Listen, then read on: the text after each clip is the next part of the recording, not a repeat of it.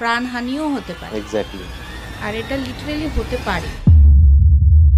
তোমাদের ক্যারিয়ারে ধরো একটা ইনসিডেন্ট যেটা তোমরা হয়তো সলভ করতে পারোনি বা সলভ করতে দেয়নি, এরকম কিছু কি মাথায় আসে?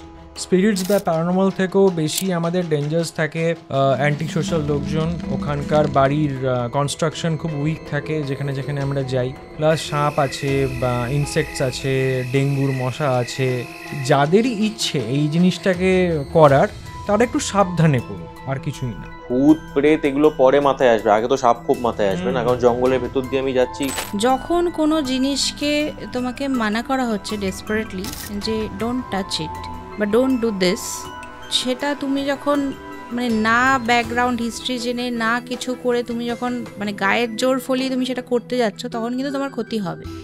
রিসেন্টলি যেটা তুমি হয়তো জানো, অ্যানাবেল নিয়ে যেটা ঘটনাটা ঘটেছে, আজকে আমাকে ভিডিওতে দেখে বা টিভিতে দেখে সে ভাবছে যে কালকে আমিও ওটা বাড়িতে নিয়ে আসবো আর আমাকে নিয়ে নিউজ হবে, জয় জয়কার হবে, আমি ফেমাস হয়ে যাব। সে সেই দিকটা দেখছে, কিন্তু সে ব্যাক ইয়েটা দেখছে না যে এক্স্যাক্টলি কিছু কিন্তু হতেও পারে, প্রাণহানিও হতে পারে। এক্স্যাক্টলি।